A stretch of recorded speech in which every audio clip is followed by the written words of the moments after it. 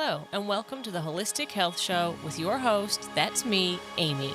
Here, you'll learn how to adopt a proactive approach to your health through effective, natural, and sustainable techniques.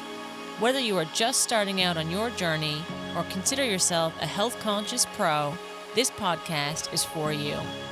Join me every week where you'll leave excited to take your next step. This podcast is for informative purposes only. Please remember to speak with your healthcare provider for your health needs. I'm thrilled to have you here with me today. Now let's get started. Hello, everyone. Welcome back to the Holistic Health Show. Thank you for joining me again today. Today we have Mandy Mercury on the show. Mandy is a mindfulness coach and writer, and it's through her own journey, through her entire life, that she's come this far. She's, become a mindfulness coach, teaching others through what she's actually been experiencing and finding useful in her own life. Now, Mandy will be the one to tell you this story a lot better than I can. So welcome to the show, Mandy, and thank you for joining me. No worries. Thank you for having me. Looking forward to it. Yeah, I'm pretty excited. I know a little bit about your story, just having known you over the past, gosh, it's been a few years now. I guess we could say, 10 or 12 years since we've really kind of met. Probably. Yep. Yeah. So go ahead. I'd want you to just dive right in. Yeah. Cool. It's always tricky with these things to know when to start. So no, I probably feel like my journey began when I was 11. I Yeah. got diagnosed with scoliosis, which is a curvature of the spine. The diagnosis story is pretty cool. My sister was actually learning PE at university at the time and was learning about this thing called scoliosis. And she Okay. came home and she said to me, "Oh, I need you to just like bend over and touch your toes. I'm learning this thing at uni." And then like there was sort of silence and she sort of like made these funny noises and sort of kind of went and whispered to my mum.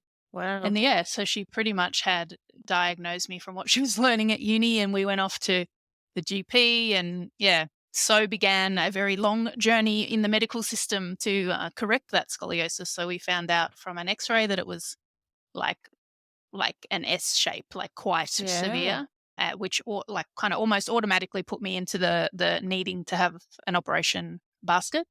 Yeah, and so because it was shaped like an S, the top part of my curve, we that had an operation for that when I was 12, and then we had a Gosh. couple of years where they did various types of treatment to try and allow that bottom half of the curve to correct, but that didn't happen. So I had a second operation when I was 16. So Wow. my spine is full of some metal hardware and some screws and fusion and looks pretty gnarly on an x-ray. But yeah, You must have from, those images, do you?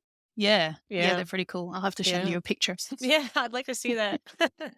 Yeah, so then kind of from then on, yeah, lots of medical intervention to try and deal with the chronic pain that ensued pretty much from that point. So, Did you have pain prior to that? I mean, it would have been a shock at 11 mm, having your sister kind of just, just really going through what she had learned at uni and, mm.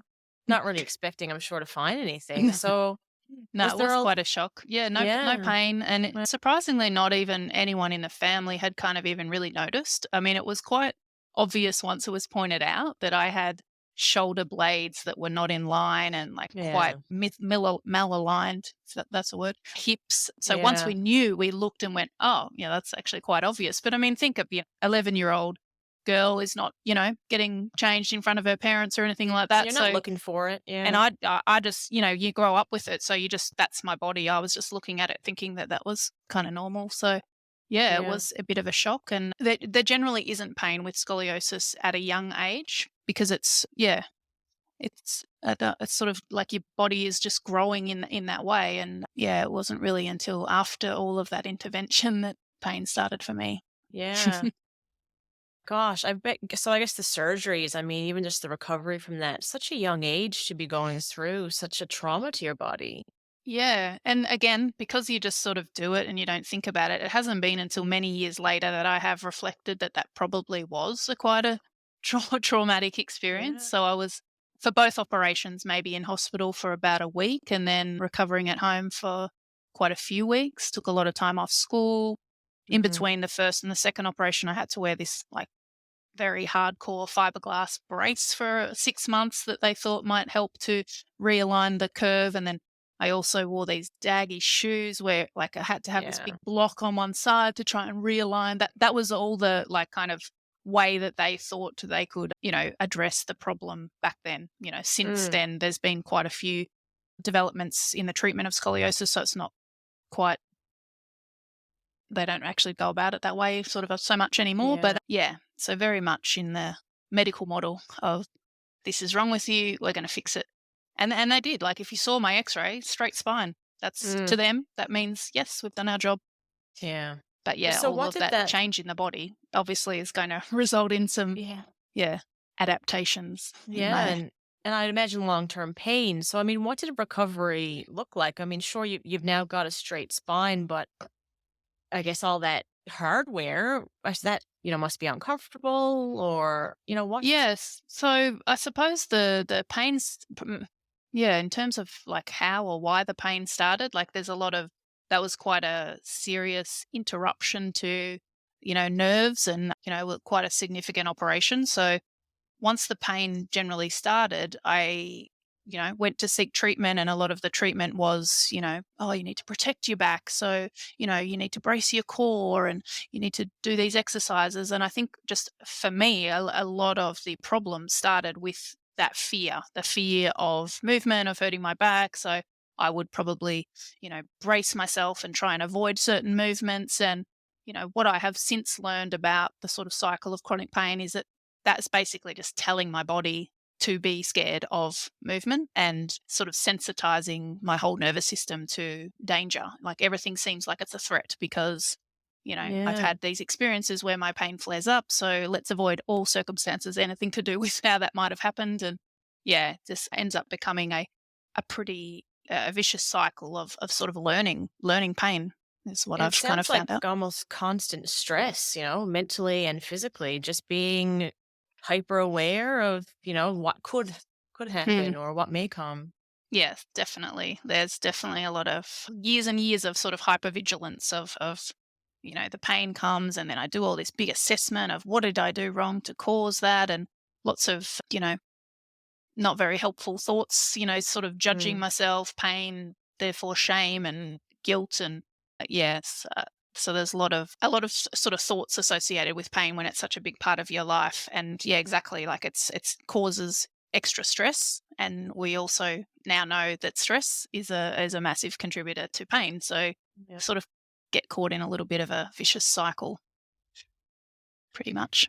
And I mean, you're doing well now. You've had your surgeries and you're active in your life. You have two beautiful children, with your husband, and life seems good on the outside. So how are you managing? How are you coping now, and how, are you living, I guess, with pain but managing that pain? Yeah, definitely. And it was probably like that's quite a jump forward to now, I suppose. So there was Yeah. probably lots and lots of years where I was living uh, in that stressful state of constantly Yeah. monitoring the situation and having lots and lots of ups and downs. And it, probably to answer how things are going now, I need to jump back to when they were Yeah. at their worst, which was just after my first child was born. I ended up getting into yeah, quite a dark place, I suppose. That kind of Mm. constant carrying of a small child, breastfeeding, like I was tense sort of everywhere, and then there's Even the just the emotional part pregnancy. as well. Yeah. I imagine that pregnancy would be challenging on, Yeah, with well, even carrying. pregnancy, like, it was a consideration for us, like, would my body be able to handle that? And we Yeah. did end up going with a gynecologist that was experienced with supporting women who have back conditions to have natural births, and so the actual pregnancy and birth went quite well. It was really this afterwards phase, Yeah. and often, the body produces all of these great sort of feel good hormones when you're pregnant, and then once you've Mm. had the baby, they start to peter off. And it was around that sort of 6 months after my eldest was born that things started to get pretty Mm. pretty difficult, and I was just in a really bad state, just not knowing what to do, feeling quite depressed, quite alone, quite yeah, it was a really dark time. And it ended up being a conversation with Mike to my husband to say, this is affecting everyone in the family, and we need to sort of make some sort of changes. So I was quite fortunate. I went to a my GP and just explained everything that was going on, and he was able to send me to a pain management clinic. And that was a 3-week in hospital clinic where they supported me to come off all my pain medications, which at the time I was on some quite serious ones, because that's generally what happens with medication and long-term chronic pain, is that start to your body starts to adapt to them, and you then get stronger Mm. ones and stronger ones and stronger ones. So, by that stage I was on some quite significant morphine based, addictive opioids. And yeah, so this particular pain clinic supported me to come off those, which is what I wanted to do. So yeah, came off the medications and had this long course where they taught me lots of different skills and techniques for managing pain myself. And it was, yeah, life changing, really. I was able to figure out there was lots of things that were actually within my control to help me with turning down the sort of the volume of pain, I suppose you could say. So things like my thoughts around pain, my emotions that sort of come with pain, how I move my body, and also just awareness of pain and my sort of daily activities, things like pacing. So lots and lots of different techniques I learned during that pain management course, and that enabled me then to make all of these sort of shifts and bring these different techniques into the way I was managing pain. And yeah, like you said, it hasn't gone away or anything, but I am definitely managing it in a much more effective way, which has enabled me to, yeah, like you said, go on and have another child, which we Mm. thought for a while there that wasn't even going to be possible. So yeah, I got myself strong enough, in a good headspace and ready to sort of tackle that next challenge. And yeah, continue to put those kind of techniques into practice in the day to day way. So before we kind of get in, I'd like to hear a little bit about what these techniques are, but this 3-week course. So I guess I have two questions. Firstly, the 3-week course, that was when your eldest was still quite young. You would have had to leave the Mhm. family and go and do that. Yeah, it Wow, that was would have been hard in itself. it was, yeah. Mm. So yeah, my son was only, I think at the time, maybe 18 months old, because it took that long to sort of get into the program. And so I had to go and stay in the city. So from during the week I was in the city doing this course, and it was a big deal to be also Mm. coming off those strong medications at the same time, and all of the side effects that go along with that. So it Yeah. wasn't pretty, but I got through it, and Yeah. had the support of my family to enable that to happen. Yeah. And I guess that would have been, I mean, you couldn't have done it without their support. That would have been a huge impact on your ability to kind of get through that course. Yeah. And then I wanted to ask, and I mean, let me know if things get a little too personal. I am just very curious.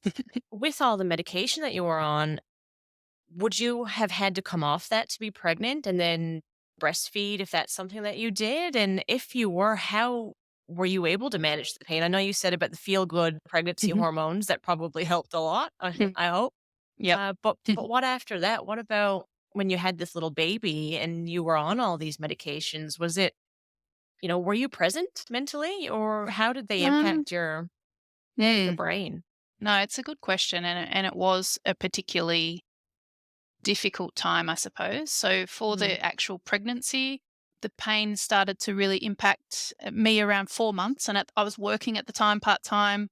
I ended up resigning from that job just in the latter stages of the pregnancy, because it was just getting like a little bit too much to sort of handle going into work and standing and sitting all day. So that was sort of the one major modification that I made during pregnancy to sort of help support me and my sort of level of comfort and pain. Mm. And then post the birth, I did come onto some, yeah, quite heavier medications that were, obviously I was, under my medical care team advised that they would be okay for being on whilst breastfeeding, but I probably did have, some concerns about being on them. And it's just a really tough balance Yeah. of wanting something to sort of ease the pain, as well as, yeah, wanting to do the best by my child and giving them the best start in life too. So it was a pretty tough balance, to be honest. A lot to think about, you know? in and tell me about the tricks and the tips and the techniques that you've learned over the years and through that 3-week course. Yeah. So a lot of the things that I learnt in that course to me initially seemed very different to what I'd already been doing or trying or been told. So a lot of it was really new and different. And it took a while to, yeah, embed them in terms of, forming new habits. Mm, The course was 3 weeks for that reason because, that they say 21 days to form a new habit or whatever. So mm, by doing it, every day we'd go in and we'd do some of the exercises and we'd practice some of the meditations and look at some of the thoughts and emotions around pain. We would do that every day for 3 weeks. So that was a way of sort of kickstarting us into this new way of managing pain. So yeah, in terms of the techniques, I suppose a really big one was pacing. So a very common approach to living with pain is to do as much as you can on a day you feel good. Just mm. cram it all in. And then usually that, results in you overdoing it. And then you have a day where you need to rest Yeah. and recover. And it's basically just this roller coaster of good days and bad days. And, it's not sustainable in the long run because you tend to have more bad days over time. And so we learnt about pacing, which is to, try and do something every day in a way that will prevent that sort of cycle of up and down. And so it's learning to start really small. So maybe, for example, sitting for long periods might be something that can exacerbate your pain. So, rather than doing that, just sitting still for an hour at work or watching TV, they sort of find a way that you can sit for a certain amount of time before pain comes. And then you sort of gradually build up on that. And so this sort of technique of pacing activities was huge for me because I Okay. am a big, maybe overachiever, sort of someone that does try and like push myself and get lots of Overexert. things done. Yeah. Mm, And so overdoing it was like, I was like gold star for overdoing it. And so I had to sort of retrain myself to be okay with doing activities slower yeah. than maybe I would have liked to, Mm. or even leaving activities, half finished so that you might, you know, leave a little bit in the tank so that you can still get through the rest of the day. So yeah, so some of those techniques took a while to kind of get I used to, bet I that was a suppose. big adjustment. Yeah. Yeah. And still, I'm not saying I'm like now gold standard at pacing. I'm actually still someone that will maybe tend to overdo it, but having that awareness now means that I'm less likely to do that. Yeah. So, learning some of these things, it was a massive shift in the way you approached just activities and day-to-day life. So that was a big one. Understanding the effect of my thoughts and emotions about pain on the, you know, expression of pain was huge as well. So there's, often a big tendency to have a lot of catastrophizing thoughts. So, pain comes and you jump ahead to, oh my God, this is terrible. I can't handle this. I'm going to be in a wheelchair or whatever. The cycle can kind of go on and on with fear-based thoughts. And so identifying that I'm having those and identifying the impact of them, and then, finding ways to be a bit more gentle on myself and maybe also challenge some of those thoughts, whether they're likely to be true or not. So, that was a really big part of it as well. So, understanding the impact of thoughts and emotions on pain. And part of that, I suppose, also was learning sort of mindfulness, learning to bring a non judgmental attention to the present moment. So, what's actually happening right here and right now? Because catastrophizing is usually thinking a lot about the future. And so, practicing moments where I could just drop in and be present, whether that's just through breathing techniques or formal meditation or just connecting with the senses. So mindfulness played a big part in learning some of those techniques as well. And then obviously, yeah, how much you move your body and overcoming some of that fear around movement that I talked about earlier, and not being scared to move, and knowing that by strengthening and moving my body, I was actually more likely to start to feel better, start to get stronger, start to be able to do more. So, yeah, learning some of those things in a calm and kind of controlled way with these, it was like a multidisciplinary team. So that was really, really useful. And I would imagine that, you didn't take this 3-week course lightly. You were leaving your baby, your family, you had committed to coming off these medications, which, as you've said, Mm, in itself was a big challenge. So I guess you were committed, but was mm. there any point where you thought, is this going to work? I've relied on these medications so long. Is all this, a little too silly? Is it too Mm. hard? Did you kind of have a bit of a roller coaster effect in that way? Yeah, definitely. And I think another big part of the course that maybe we talked about but didn't come for me until a fair bit later was this kind of idea of an acceptance of this is my body, this is how my body kind of operates, and being, just being aware of the limitations that I might have and accepting them. Whereas I think, kind of leading up to that course, and as you would probably know, that's maybe a bit of the way the medical model works, is that we're always just chasing that solution, that quick fix, that magic pill that's just going to take it all away. So I think the medication was me trying to do that.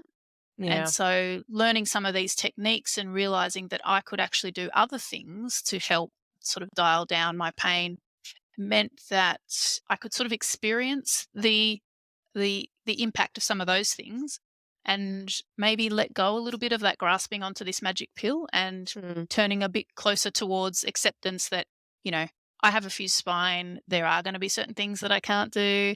I can I can still manage my pain and make myself, as physically and mentally well as I can, doing all of these different things, and therefore sort of letting go of that magic solution yeah.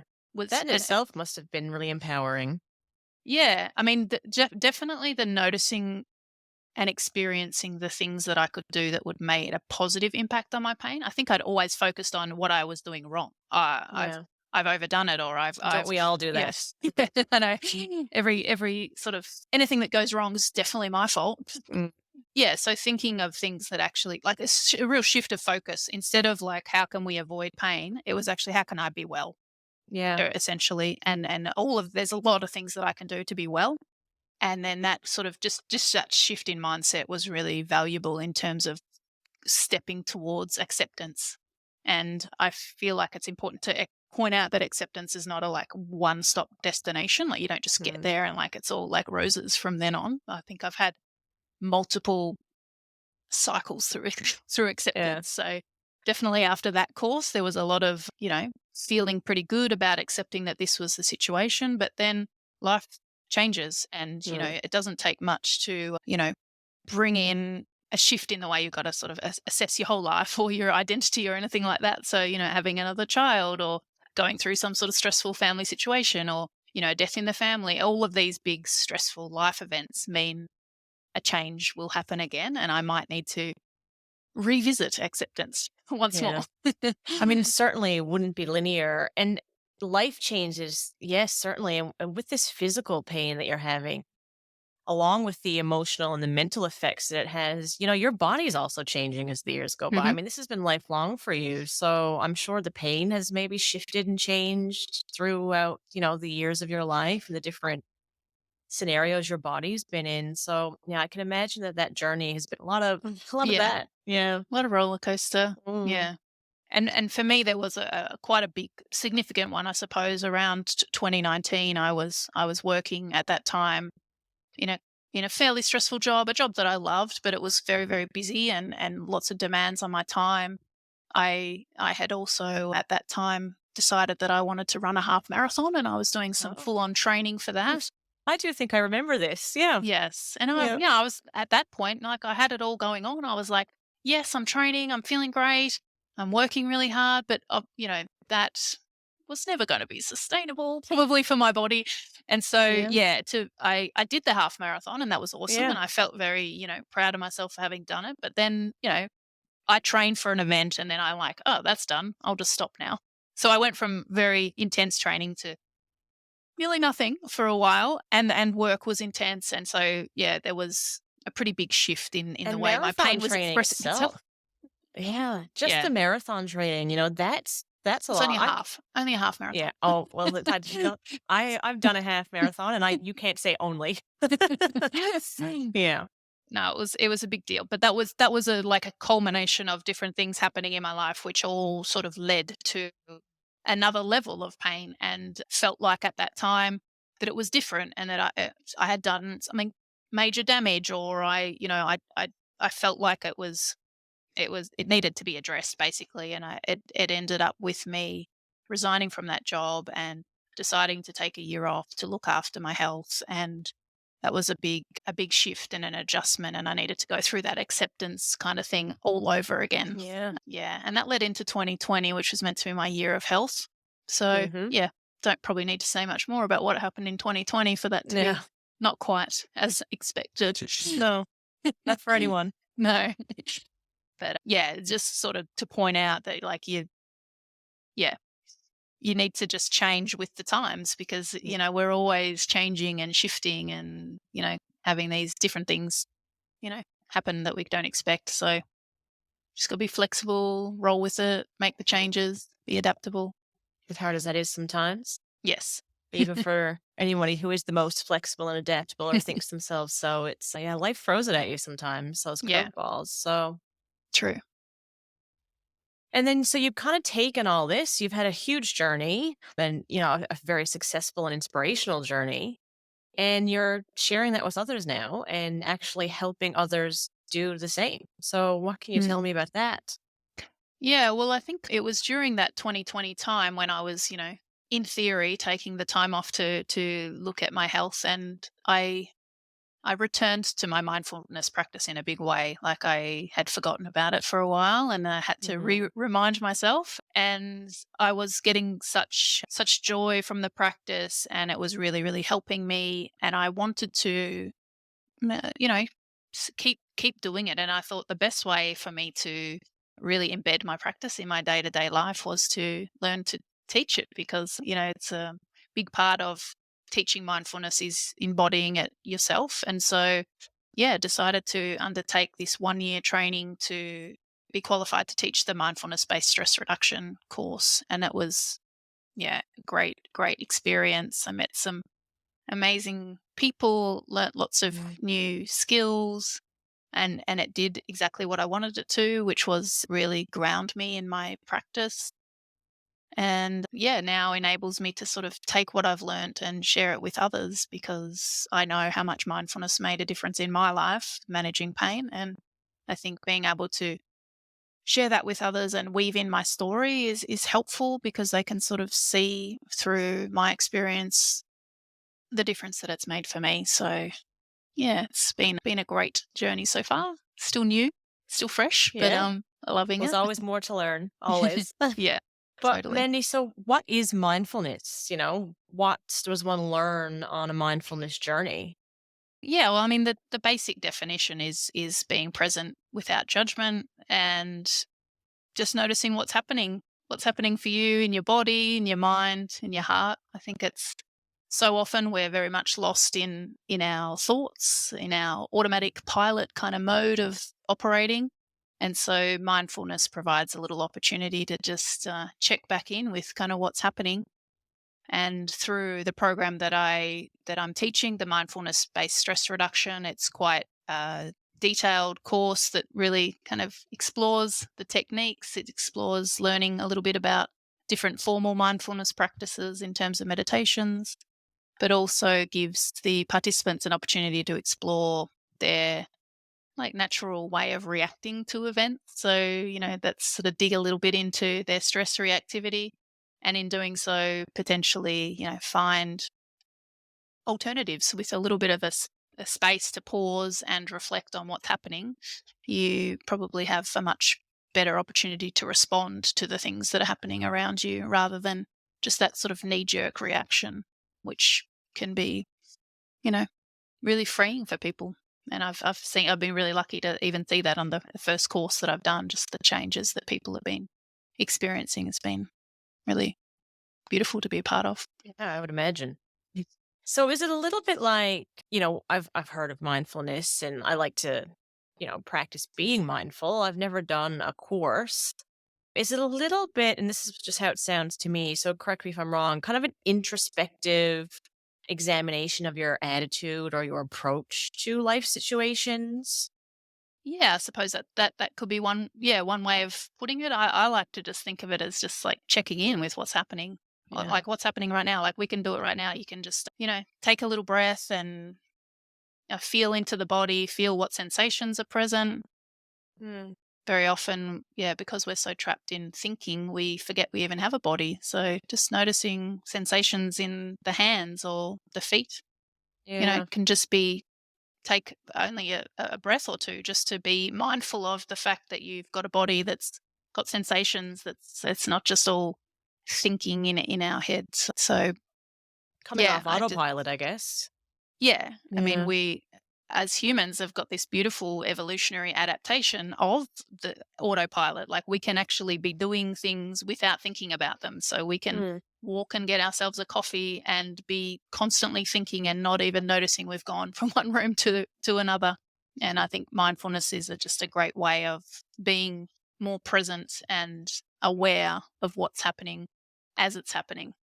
And it's a muscle, like it's a concentration muscle, so it, formal practice like meditation gives you the opportunity to build that muscle. If it's something that you're not used to doing, then you know spending moments of concentrating your awareness on one thing like the breath is a great way of building a muscle, like you would go to the gym and pump your irons. You need to also, for things like awareness, continually practice to develop strength of awareness. Yeah. So, I mean, just on that note of autopilot and doing more than one thing at once, even I think taking a minute to, just not do something, not scroll, not tap Mm, the TV or listen to the radio and just mm, literally sit and do nothing. Just be mm. quiet.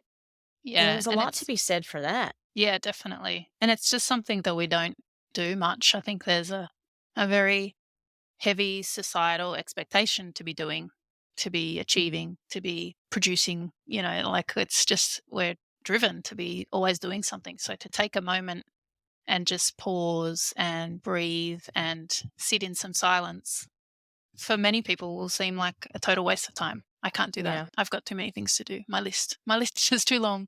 Um, but I often find that taking those little breaks, those little mini breaks to check in and to breathe, actually provide me with enough sort of energy and to go on and complete tasks rather than sort of trying to push through and keep going. So yeah.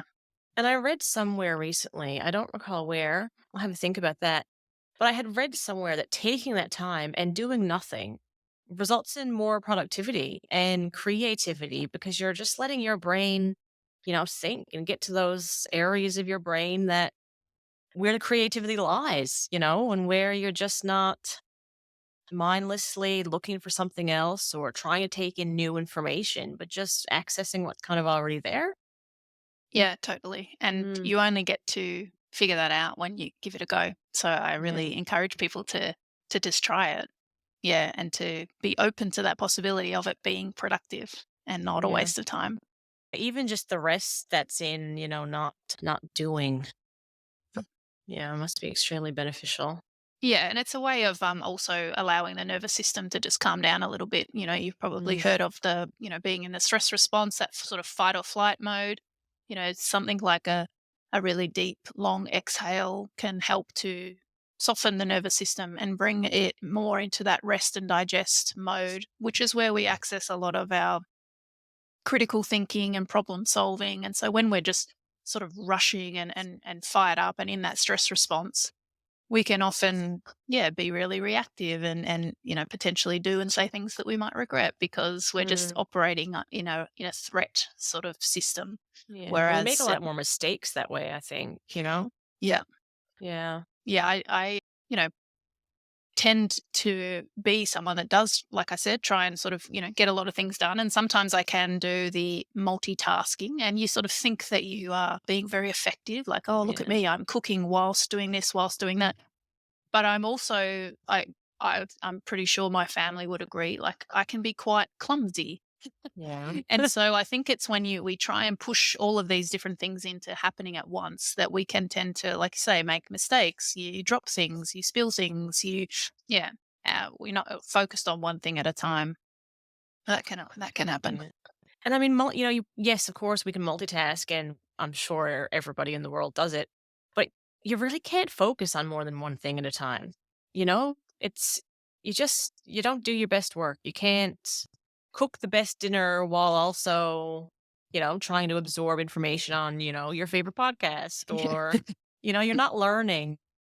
So it's a bit of you're just not giving it your full attention, I suppose, the attention that it might deserve. It just aligns with, I think, I really take, and anyone who follows kind of my business, it really follows that approach of a proactive and not a reactive Mm, approach, I suppose. Even when it came down to you taking the tablets, which of course, these medications are often necessary depending on the type of illness that anyone is dealing with. But there's just more that can be looked at holistically.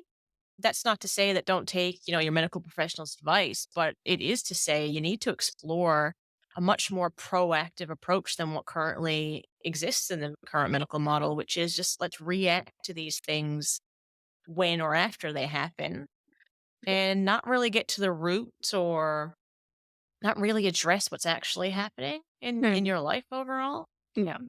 And I think when you do start to take that proactive approach, what it also does is build in a lot of confidence. And, It's there's been empowering. studies that sort of show that when you're confident about, managing your own health, you see benefits in terms of the way your general well-being because you feel empowered. And I Yeah. think like learning a lot of these pain management techniques for me gave me that sense of, okay, this is me, my body, my sort of lifestyle, and I can make all these changes that will influence my pain. And then you're not reliant. I'm not reliant on I must go and see this practitioner or this doctor or whatever. It's putting yourself in the driver's seat, like is a Yeah. really important thing for managing overall your general health and well-being. Yeah, you just have some tools in that toolbox of what to do, and it's not a matter of, and I've seen this a lot, my script is almost out. What am I going to do? And, how am I going to get through the next few days if I don't have this, or I can't get an appointment for weeks Mm. or months, depending on where in the world you are. Or my doctor isn't necessarily, taking me seriously. You have tools in your toolbox to kind of get yourself through another challenge and move forward and find the right sort of practitioner that suits what it Mm. is you're going through and what your body really needs. Yeah. And that's Yeah. why I'm kind of passionate about sharing my story and trying to put this pain management information out there sort of in the world because there's so many people living with chronic pain and maybe like I was sort of trapped in that medical model thinking that there was just one solution or one person that they needed when I kind of tend to think the person living it has got the best experience, the best Mm. understanding of their pain and of their life. So, you know, giving them the tools to start working on some of these things is going to, yeah, see the best results.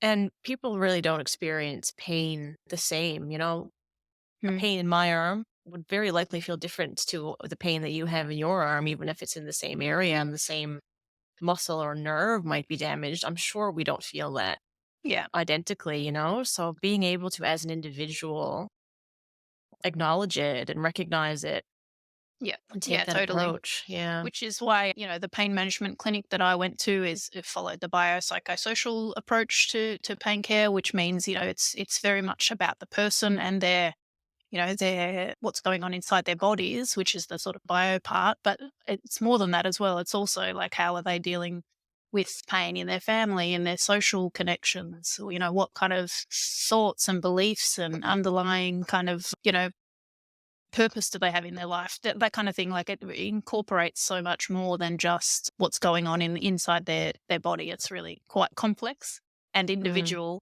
And if we don't take that approach to that one person, then there's just no one size fits all with pain. It's so complicated. Um, Mm. The individualized proactive approach, it's something that I hmm, really advocate for. So yep. Yeah. Me too. Definitely. I wish there was more people out there advocating for it as well, because, Yeah.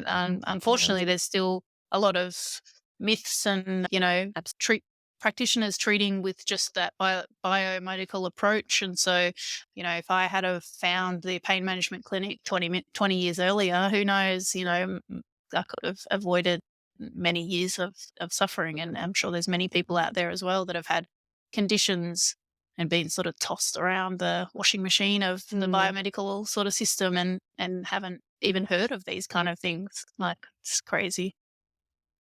Well, I mean, and hopefully we get a lot of people listen to this episode and become aware and can share it. And, Yep. I just hope my wish is really that more doctors and practitioners will just take a holistic approach. Mm. I aspire to be a doctor, as you know, in the traditional sort of Western medicine, but I also just really want to bridge this gap, and I'd love to see more doctors take that approach. I just, yeah, Mm. it's a big dream of mine. So hopefully together we can raise awareness and help others spread just that awareness. Yeah, Yeah. just get it And out definitely there. just sharing stories as well is so important, which Mm. is why, And I success love, stories, yeah, people who yeah, are living it. yep. Yeah. Podcasts like this where people can sort of share stories, and it's often, that might be the one thing that someone hears that might think, oh, okay, I heard that person's story and it's sort of Mhm. similar to mine. I might make a different choice or Yeah. investigate a new thing. So, yeah. And even getting the people who want to take this approach on the track to finding the right practitioner or the right Mm. GP, they may not have one. When I was growing up as a young child, I certainly didn't have access to a GP who took a holistic approach. It was very reactive and Mm. he didn't always necessarily listen, but I've found one who did, and that made a huge difference to my life as well as with sharing or finding the practitioners that you now work with. Mm. So, yeah. Yeah, and I've also been really fortunate. Just recently, I've started working with a company that do this. It's been Mm. amazing. So they're called More Good Days. They're a digital health company. They support people living with chronic pain by providing them this kind of information, this kind of multidisciplinary biopsychosocial model of pain care. And it's been great to be working with them and sharing this kind of information with people, so that people living with pain can have accessible and affordable multidisciplinary care and the Mm. holistic care, which is going to be the best thing, for them. So we're fortunate to be sort of working with them, and shout out to those guys that are doing great work. Yeah. Do they have a website? Yeah, it's smallgooddays.com. I'll Which link I that. love the title, because, we were Yeah. talking about how cram everything into those good days and, Mm. suffer on the bad days. But they're taking that approach. They're with more information about pain, how pain works, and, different techniques that they can do, then, we're all entitled to have more good days. Yeah, and you don't have to cram it all in then because you've got more of those days where you're feeling like getting Yep. up and going. Yeah, You're that's able right. to do so. Mm. So what I've been doing, I've been sharing links at the bottom of the transcripts on these episodes. So I'll Mhm. share theirs. Yeah, great. And I'd like to share yours as well. If anybody wanted to take part in the course that you offer, Mhm. Yep. how can they do that? And Yeah. even just finding more information on mindfulness. Yeah. Yeah. Well, I mean, I've got a website which is sort of newish. It's mandymccurry.com. And on there, there's some information about the benefits of mindfulness, a few links to some, research if that's kind of your bag, and also details of upcoming courses. At the moment, I'm just doing them in person. I'm in Melbourne in Australia, but hopefully in the coming years, I might try and do a few online. So, yeah, I'm happy to Step reach by out to step. have people reach out to me and have a chat. I'm always up for, hearing from people. So my contact details are on the website. Perfect. Well, thank you very much for joining. Thank you for having me, I've really Amy. enjoyed sitting with you today and hearing your story and getting to know you a little better and more about mindfulness. Yeah, well, thank you. Thank you for the work that you're doing, and keep it up. And yeah, I love hearing, the stories from other people and different practitioners. It's great information to share. So good on you. Keep it up. Thank you. I appreciate it. All right, everyone. Thank you very much for listening. Thank you, Mandy McCurry, for joining me today. And we will see you next time. Thanks for joining me on the Holistic Health Show. If you enjoyed the episode, subscribe now and get ready to embark on an incredible journey toward holistic wellness. Until next time, be well and stay holistic.